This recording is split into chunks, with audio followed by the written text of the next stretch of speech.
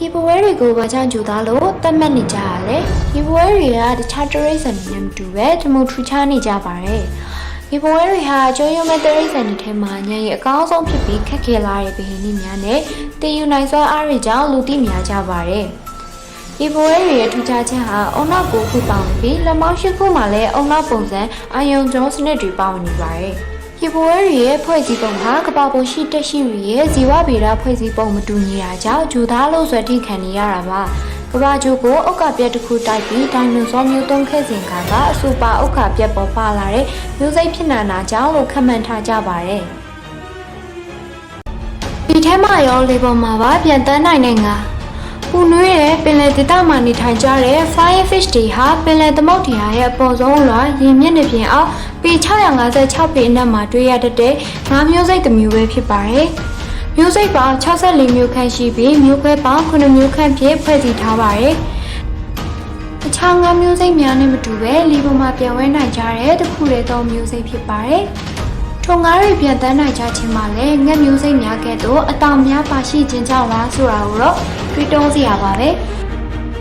ထူးခြားတဲ့တောင်ပံများဟာလေပေါ်ပြန်ချိန်မှာခန္ဓာကိုယ်မှဖြာထွက်လာပြီးရေကူးချိန်မှာတော့ခန္ဓာကိုယ်နဲ့လက်ညှိုးညီထွေစွာပြန်လည်သိမ်းထားနိုင်ကြပါတယ်သို့ပေမဲ့ထိုပြန်တန်းနိုင်တဲ့အရာများဟာအတောင်ပံများမဟုတ်ပဲအတောင်ပံတစ်ဖွဲဆွမ်းဆောင်နိုင်တဲ့ရေရဲတစ်ခုပဲဖြစ်ပါတယ်အဆိုပါရေရဲများဟာငါးများကိုရေပေါ်၄ပေခန့်အထိခုန်ပြန်နိုင်ပြီးတခါခုံပါကအကွာအဝေး650ခန်းရောက်သည့်အထိလေဟုန်စီးနိုင်ကြောင်းလည်းသိရပါတယ်။အချို့သောမှတ်တမ်းများမှာအဆိုပါငါးများရဲ့လေဟုန်စီးနိုင်တဲ့ခရီးကွာဝေးဟာပေပေါင်း1300ကျော်အထိဝေးကွာကြောင်းမှတ်တမ်းတင်ထားမှုများလည်းရှိနေပါတယ်။ပလောင်းကဂျယ်လီငါးတွေပြည့်နေနေတဲ့ရေကန်တကယ်ပလောင်းမှာတည်ရှိတဲ့ဒီရေကန်ဟာကဘာလက်ခရီးသွားတွေနဲ့ကဘာကိုစိတ်ဝင်စားသူတွေအတွက်အတော်လေးစိတ်ဝင်စားစရာကောင်းတဲ့နေရာဖြစ်ရည်တည်နေတာပဲဖြစ်ပါတယ်။ဒီရေကန်ဟာရေအောက်ပြောင်းတိုင်းလို့သတ်မှတ်နိုင်တဲ့ရေကန်တွေအများကြီးရှိတဲ့အနားမှာရှိတာကြောင့်အရင်ကတည်းကလေ့လာသူတွေကြားမှာနာမည်ကြီးပါတယ်။2012မှာဒီရေကန်ကိုယာယီပိတ်ထားခဲ့ရပါတယ်။အကြောင်းရင်းကတော့ရေကန်ထဲမှာဂျယ်လီငါးတွေအဆမတန်များပြားလာတဲ့အပြင်